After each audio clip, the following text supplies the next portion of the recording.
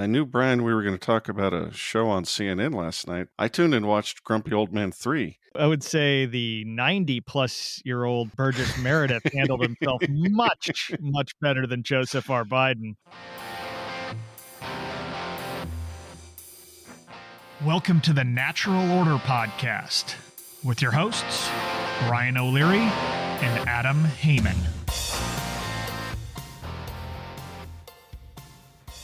Natural Order Podcast, back with you, Adam Haman, and myself, Brian O'Leary, here back with you. We decided we need to get back on the saddle. Me in particular, Adam is too busy with the cigarette boat known as Haman Nature to stop, but we need to figure we get back in this thing and talk about the debate with Trump and Biden that took place, on Thursday night. We're recording this Friday.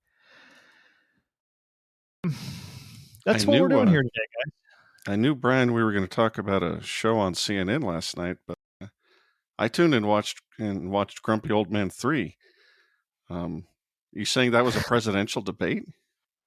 I would say the 90-plus-year-old, probably at the time, Burgess Meredith handled himself much, much better than Joseph R. Biden. Holy moly.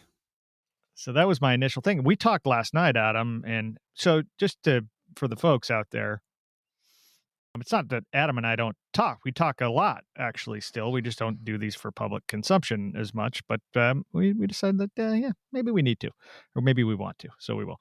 But we were talking last night. I said, I don't want any reaction.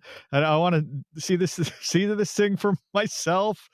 And I had turned it on for, honestly, a couple minutes. And I'm like, wow, holy cow. But to your point, Adam, when you said I don't really want to see the reaction ahead of time or anybody talk about it, I started taking notes when I rewatched this thing, and it was like the whole Nixon Kennedy thing. If I had just listened to Biden, it wouldn't have been as bad, but this was bad. If you saw the guy, it was bad. And everybody probably figured that out. But anyway, go ahead. Well, yeah, it took about half a second. I mean, he dodderingly shuffled to the podium, mumbling, he had a lapel mic on. He was just sort of mumbling incoherently. And that's how the thing started. It didn't get any better. And we'll get into the details. But I'll give Biden, I think, an F. I think that's clearly a failing grade. I think Trump won the debate easily, and that's with about a D+ as a performance. I would agree. I thought he was horrible. He barely beat this walking cadaver. Oh yeah, and he had everything. Speaking of the golf analogies that may come up later, but he had everything teed up right for him just to smack it right down the fairway. Yeah, and he missed chunking it off. He was chunking it off the tee. As I was using basketball analogies, with Jennifer last night, but it's like he just keeps missing these layups. Biden will just outright tell some huge lie or offer some huge layup about how bad Biden is and how great Trump is, and Trump just couldn't articulate any of it. Yeah. It was weak sauce.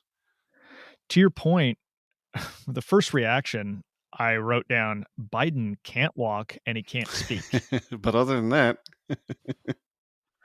Yeah. And then he goes in and says the pandemic was not handled well by Donald Trump. That was his one of the opening salvos. It's like, yeah, granted, we all know this. We all know that Trump failed with the whole COVID response. But guess what? He made it umpteen times worse with his policies and whatever. Of course, he goes in and mentions Scranton, growing up in Scranton. That was the old Scranton line that he brought. And then the corporate greed, talking about that. And I'm just like, man, Biden is a liar. He just lies about stuff. And it's like, that's nothing new. But then I'm like, well, Trump, whether, you can call him a liar or not, he's super, super boastful and exaggerating, but Biden actually just doesn't tell the truth whatsoever in many cases.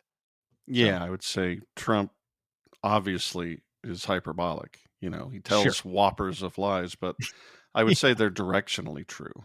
If you listen to what he says, you sort of get an idea of what he's about and what he intends to do. Biden, on the other hand, is just a criminal who just lies about everything. But one of the most interesting, fascinating, and childish parts of this debate was the one you just mentioned, where they're both acting like 2-year-old or 4-year-olds who broke the vase and mommy's mad and they're pointing at each other.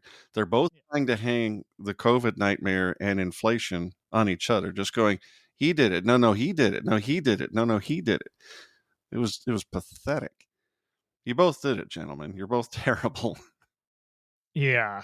And one of the things that came up a lot is that the gaslighting, Joe Biden constantly called Trump a liar, or he lies, or liar, realizing or not realizing, maybe gaslighting us all, that he is just an extraordinary liar. He's been in his entire political career he's been a liar, and he got knocked out of the Democratic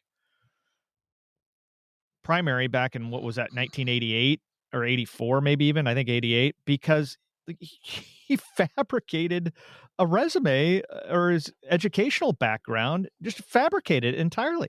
He can also walk onto any major golf course in the country and shoot a 78 at any time. Brian, were you aware of that? Handicap, and then he backtracked to, no, I might be an 8, or I was an 8, and he's almost, he's 78. He could shoot his age. There's no chance. I would pay a significant amount of money to watch him try to hit 10 golf balls. Yeah, and the flubbing and stuff. I don't know if we don't really have a particular direction, but geez, not lying, but just the mental the ineptitude he had. He was talking about, boasting, by talking about, once again, he's boasting about going to France for the D-Day stuff, where, Trump didn't do that. I did. I went to the World War II or World War I cemeteries, and I spoke to the soldiers who died. If it's true, I mean, yeah, he should be president, or at least a strong advisor. Or yeah. On a positive note for Biden, and I can only see one, he did promise to beat Medicare, which I've been waiting for a long, long time. I thought he said we already beat it. Maybe he already beat it. Okay, even better. Doesn't look defeated, but yeah, we beat Medicare. Okay. Well, all right. If you'll indulge me, I shall. I just don't think there's that much to talk about with Biden, except for a couple of hoaxes that he trotted out on stage. So I'd rather focus a little bit more on Trump, because I do think he won. His strongest tactic was hammering on the immigration problem, which is obviously a concern for a lot of people, Democrats included, and the fact that the economy is a nightmare. And although Trump spent a whole lot of money, he's not good on the economy, except maybe in the regulating cutting department a little bit. It is obviously a good idea to hang the current wretched economy around the neck of the incumbent, and he did that. But he just was so verbally inarticulate. And again, that's compared to a cadaver. But Trump just could not make his points very well at all. I was really surprised. Do you think some of it had to do with the format, where Trump couldn't get in his zingers? He's not really well known for the stand-up speech, other than being on a teleprompter, but he's good off the cuff with the zinger, and they cut the mics, so he couldn't. Actually, no. I think the format helped him, because the only thing that could have propped up Biden is if he could have said, "Yeah, but this guy was just interrupting me all the time, and I couldn't get a word in edgewise." I think the back and forth was plenty of enough time to allow Trump to make you could say that some of the questions, were a little more anti-Trump than anti-Biden. You could make that argument. I'm not even sure I would, but you could. But no, I just think Trump fumbled the ball. He missed easy layups. Particularly like when Joe would I did not think he would bring up that fine people hoax again. It was recently Amazing. debunked by even left-leaning Snopes. Everybody And he knows went that's not true, and he down that trotted road that out 2 or 3 again. times. 2 or Yep. 3 times and back to it too. And he said, something about, I'm glad you brought that up. He talked about, the people coming out of that forest carrying those torches. I'm like, and then the whole January 6th thing, which I think we probably talked about on this show before, but just how he's trying to hang him with that whole Jan 6 narrative. And it's like, it's the same thing as the Charlottesville stuff, where it's like, it's not really true what the media portrayed the problem and or even the actual thing to be. And certainly Trump's role in any of it was not, it's totally But blown again, up. Trump had such obvious responses, and he just blathered a Oh, little bit. I mean, how hard would it have been to say, yeah, it sounds like a right-wing insurrection when a bunch of angry people stormed a place and didn't bring any guns. They thought they could take over the government. That sounds like Republicans, right? Didn't even bring don't bring any firearms to a revolutionary revolt. Right. Yeah, and I think I saw somebody online say, well, he could have said, well, 1776 was an actual insurrection. Sure. That actually happened. But more to your point earlier, this debate, while somewhat entertaining and it got us talking, it doesn't change anything. Like, if you were going to vote for Trump or not vote for Trump, or vote for Biden or not vote for Biden, I can't imagine any person changing their mind after last night. Oh, I can. Oh, yeah? Sure. I think there's a fairly substantial percentage of the public that's either independent or slightly left-leaning who was just sort of reflexively going to vote for Biden because Trump is wild and unhinged and insane, and Biden is, basically just a responsible adult left-leaning Democrat. And they've been told by the corporate press that, maybe he fumbles on the stairs or turns the wrong way on a podium, tries to shake invisible people's hands. But behind closed doors, this guy's juggling flaming swords and reciting poetry and doing, calculus in his head. So I think most people who aren't just obsessed with politics and haven't been paying attention might have tuned in and gone, oh my God, what in the world is happening? Interesting point. Yeah, that's a decent analysis. Do you think it's enough to move the needle either way? I don't know where the needle is pointing right now.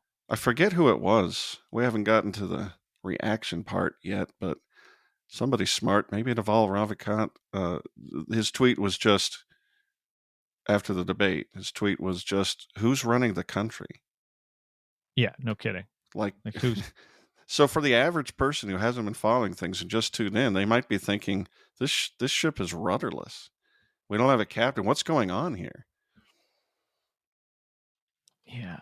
I mean, getting to that point, if Biden is in any way acts the same as he did on stage, as he did last night, he evoked just shock and confusion the entire time. And some of it was legit outrage, but it was anything Trump said. He was like shocked to hear it, confused if it was real.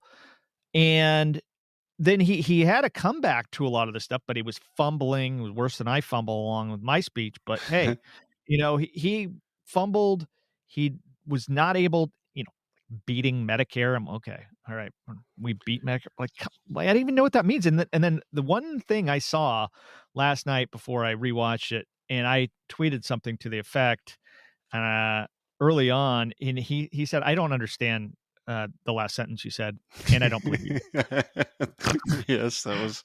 Like, he could have said that a lot. He could have said that a lot. Oh, he could have said it every time, and I'm really bummed out he didn't, because it was just a perfect opportunity to just lay into the guy. And so when Biden did that and said, "Oh, you have the morals of an alley cat," or "That's just outrageous," it doesn't sound sincere or real. But when Trump can do that to Biden. He just dismisses the guy altogether because those are the position. Yeah, it's appropriate. Yeah.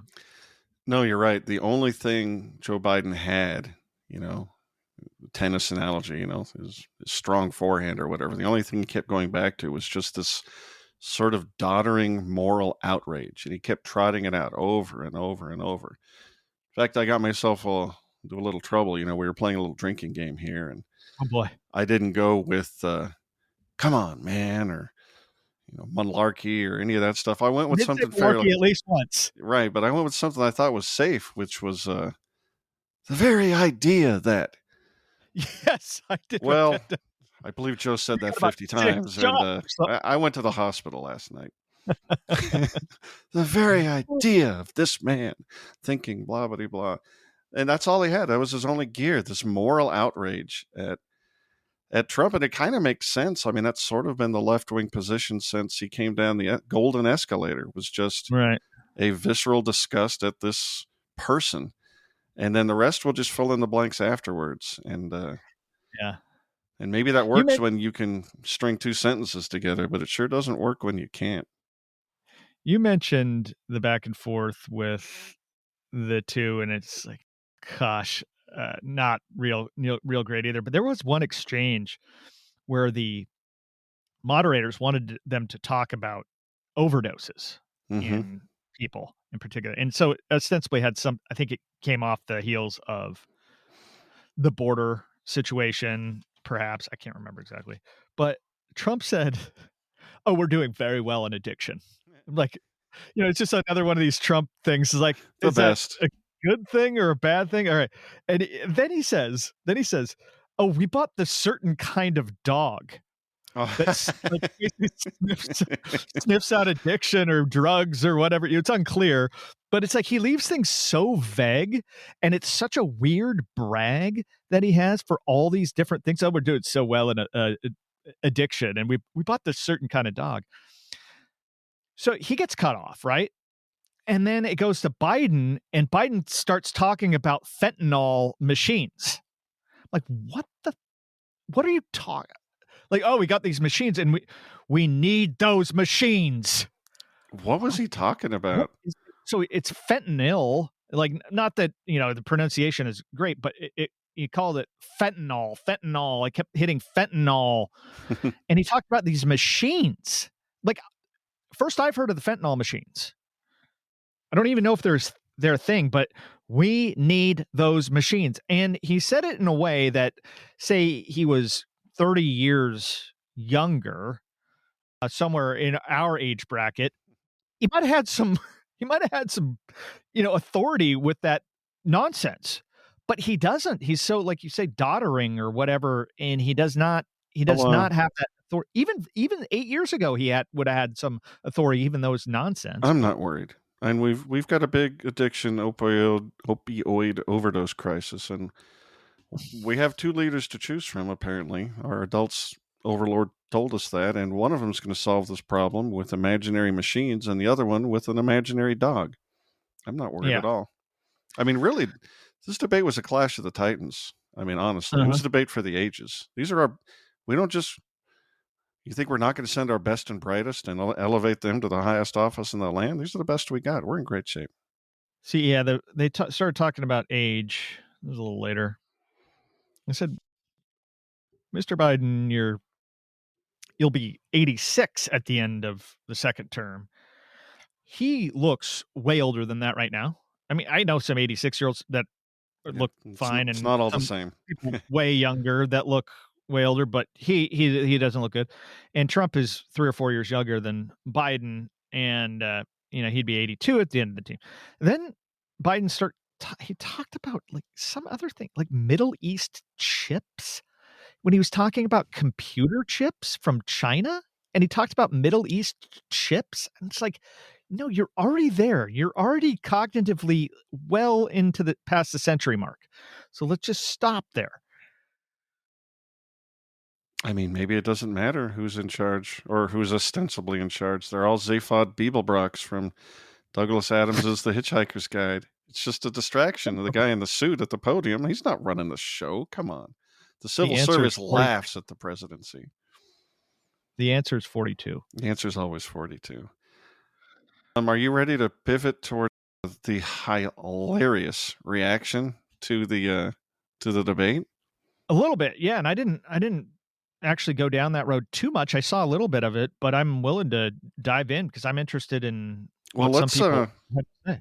I was aghast because what I expected was that, I mean, I just left it on CNN, you know, to see how they spun the thing because I'm lazy and the remote control was out of reach. It was on all the other channels. Oh, I'm sure. Oh, was it? Okay.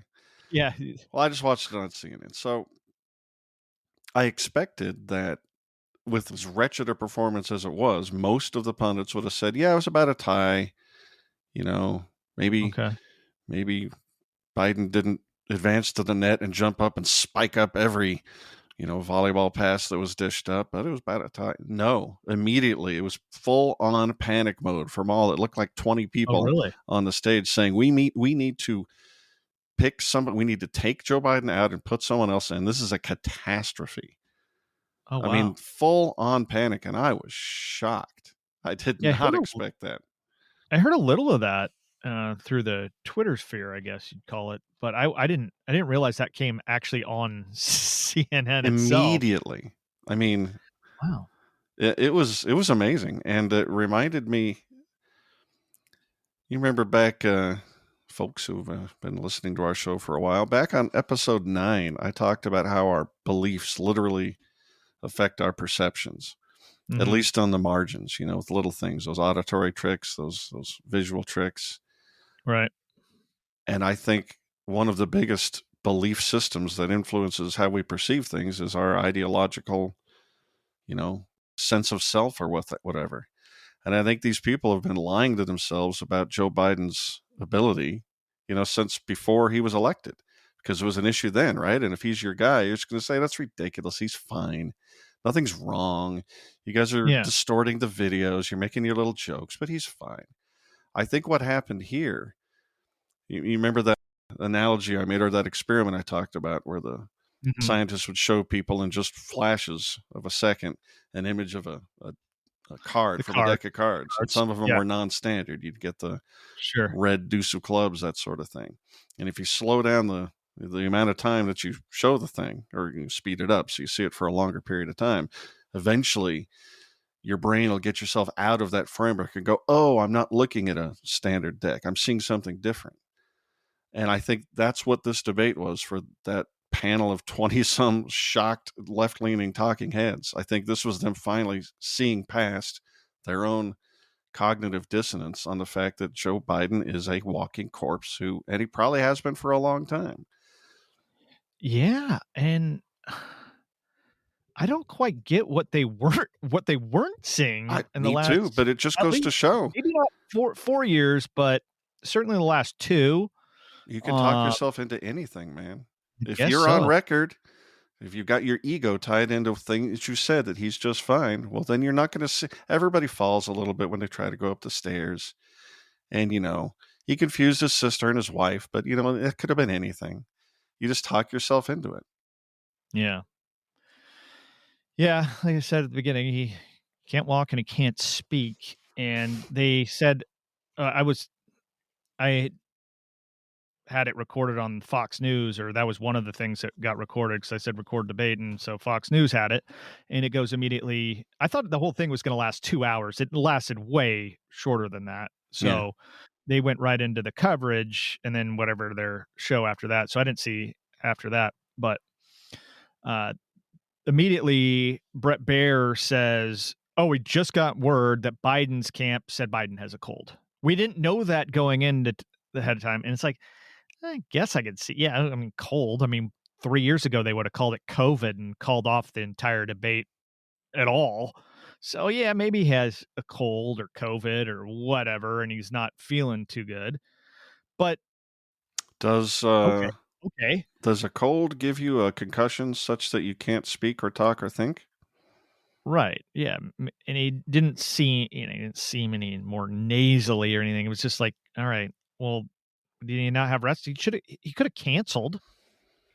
I Done it mean, before. Trump did it before. hasn't he For been crying out prepping loud. for this debate for a week?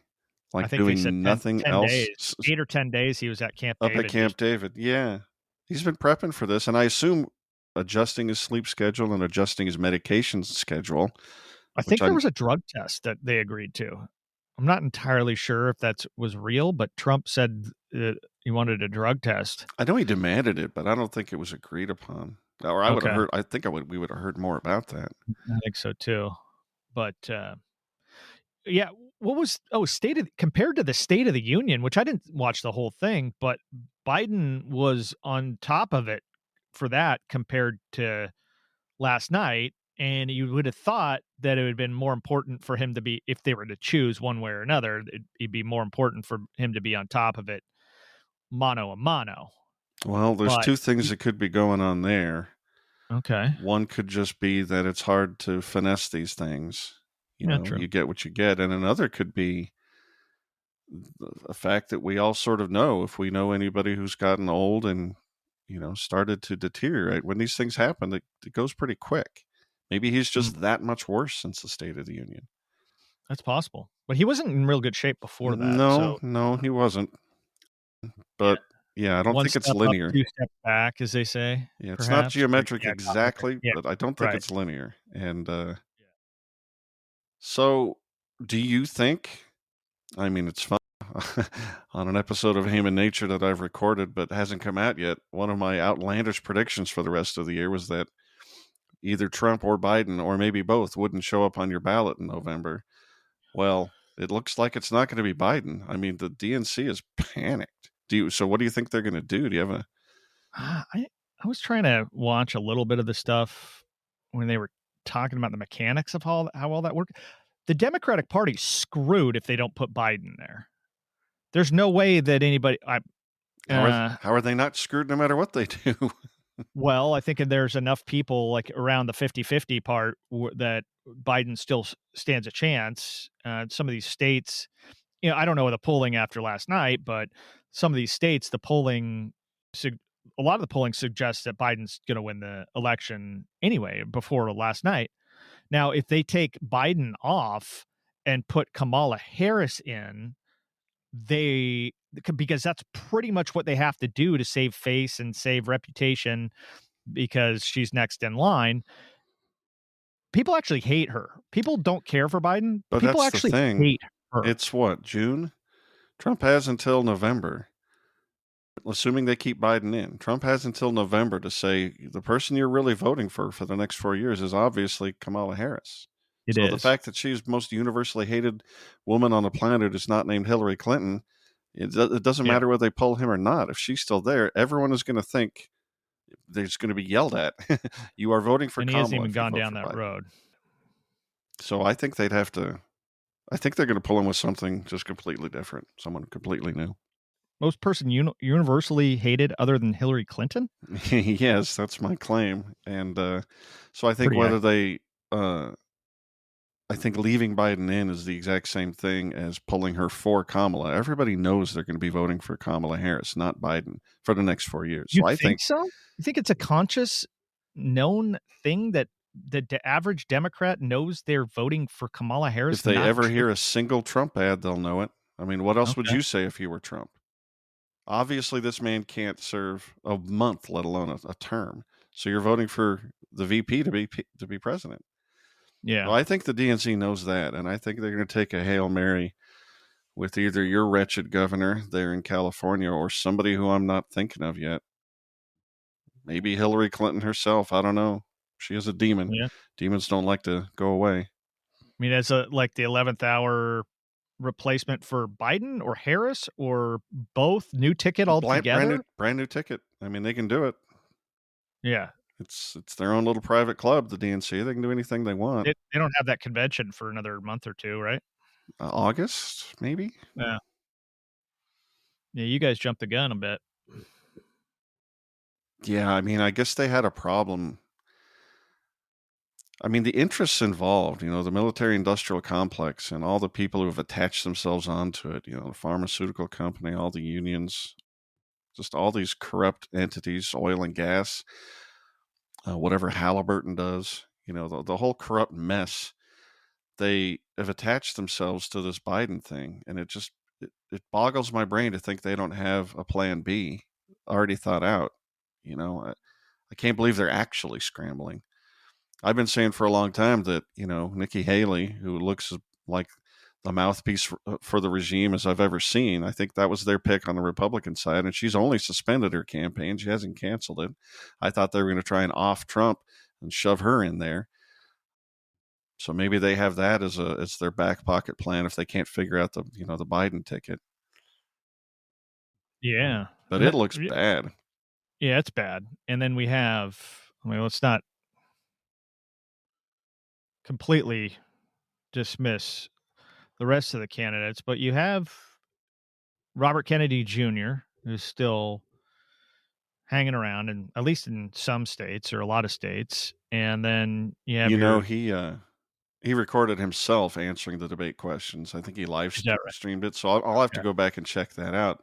But boy, can you imagine him being on the stage with those two idiots? No. Even with his gravelly voice, and he would have just beat the hell out of those two. Yeah, maybe. I think. Or maybe Trump would have come alive and fought back or something. I don't know. The voice alone, although it has improved in recent years, the voice alone is more than a bit off-putting for. Yeah, but if you don't have to talk over anybody, if interjections aren't allowed, he comes through loud and clear. When he comes across as presidential. Yeah. He's not my cup of tea. The Chase Oliver fellow, who I know you've mentioned a little bit in your writings and podcasts and stuff, and I know you were there for his coronation.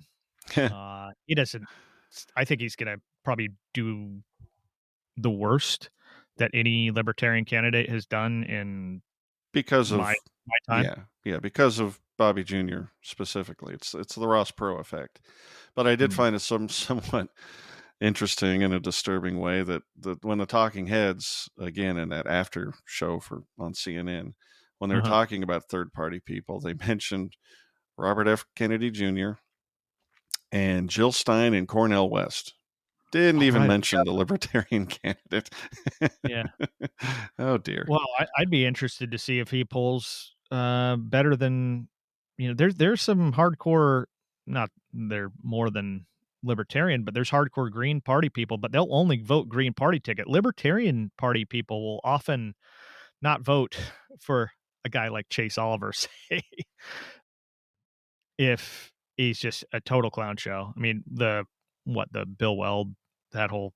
Gosh. Well, we are making the argument that if you're a left-leaning person, Chase Oliver is a much better candidate than Joe Biden, which is true.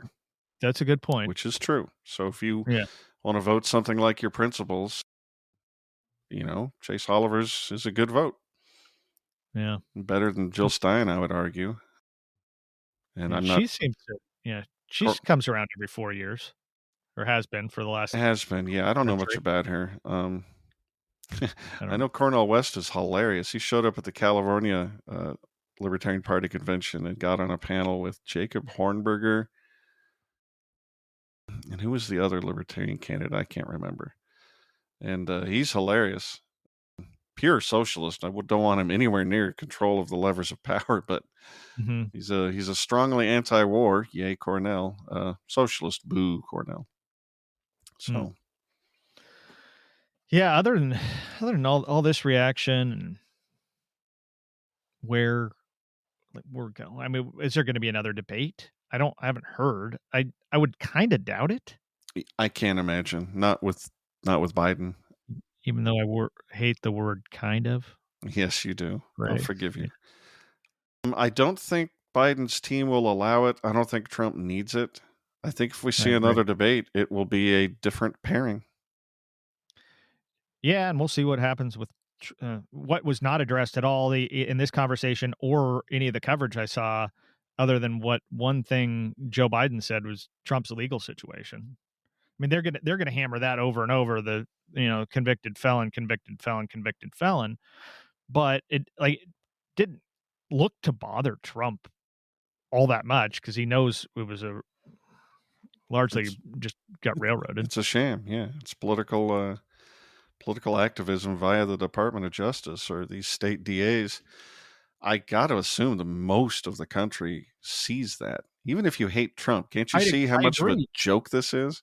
No, yeah, and I think that's what's come out in the last several weeks anyway, that exact sentiment. But the other part of it is that we don't know if Trump's going to be in the slammer literally or not by the time November comes around. So if he is physically incarcerated, then what happens? Can they pick another candidate, or even like say in the sometime in the fall, the October No, no, no. surprise? No, no, No, no. Eugene V. Debs got yeah, right. legitimate votes from He did. prison. You just move Lincoln's desk right into whatever cell he's in, and that's the new Oval Office.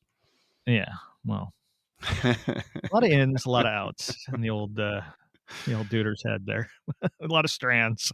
What a crazy situation we find ourselves in. Yeah, Just and the fact goofy. is that is what are we? Gosh, 250 years into this supposed nation's history, that here we are, the the pinnacle of a republic, pinnacle of a democracy, and we end up with a guy who might go to jail. Who knows? He's 34 times convicted in an election year, and Joe Biden, you need not say anymore, just totally pathetic candidate, pathetic man, pathetic politician, all of the above. And it's like, well, where are all the people? Where are all the leaders in this country that there that could rise to get knocked down, feet cut out from under them?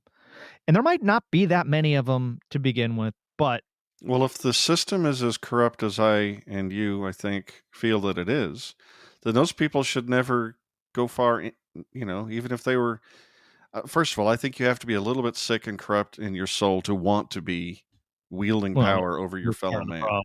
But let's say, Ron Paul style, someone who actually was good, tried to advance. I think it was a miracle that Ron Paul got as high as he did because the machine, the regime, the corrupt alignment of interests that don't want to see any honesty in Washington, well, they'll just push you down. They'll do everything they can. Look at the dirty tricks the DNC did to Bernie Sanders, and all he was a Yeah. populist socialist. But they had to cheat and scheme to because he was too popular. They couldn't let him have the primary.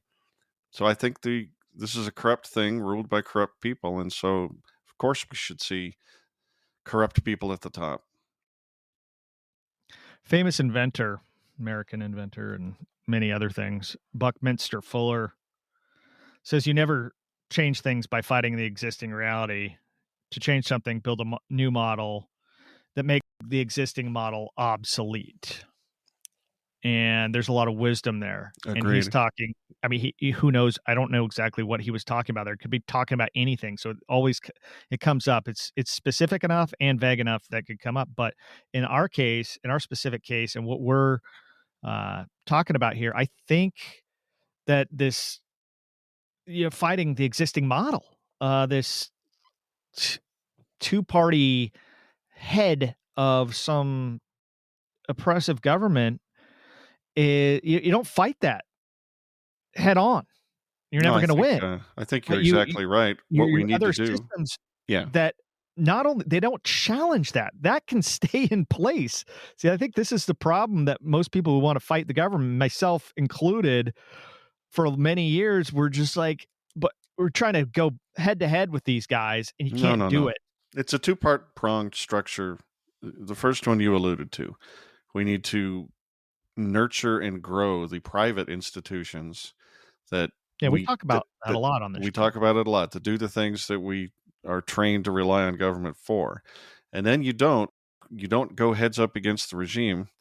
That is not appropriate or practical. You can't win. What we should do is what we've just spent 40 minutes doing, which is mock the regime. Correct. Diminish their luster in the eyes of the populace such that the populace no longer gives them any reverence. Yeah, I agree. Would you mind if I indulge you with one more quote? No, not at all. From John Dickinson, one of the founding fathers, August 13th, 1787, while in Philadelphia, Pennsylvania. He says, experience must be our only guide. Reason may mislead us. Very reasonable people, however. Look what happened in the past. We need to judge our future from there. There's a lot of wisdom there. And the one part of conservatism. Everything went haywire. The one part about conservatism that I like, which you hardly ever see in conservative politicians, is a reverence for the thing that got us here, the culture that got us here. Reason will make you tear down everything about your civilization and erect something brand new, Bolshevik style, Soviet style.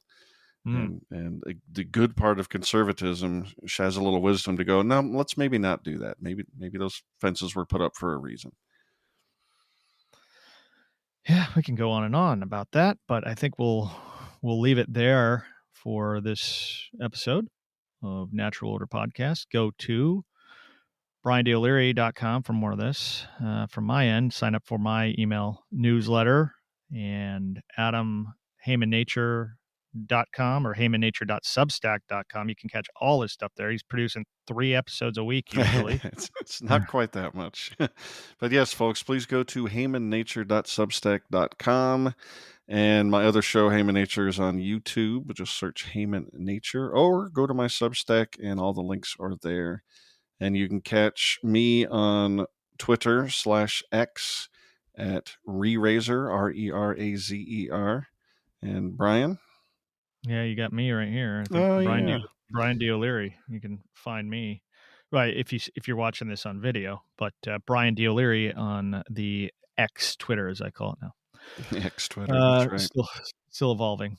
But any last words, Adam, before we run? I know. Only to say that it was nice to get back in the saddle with you, partner, and this was fun. And the debate was awesome.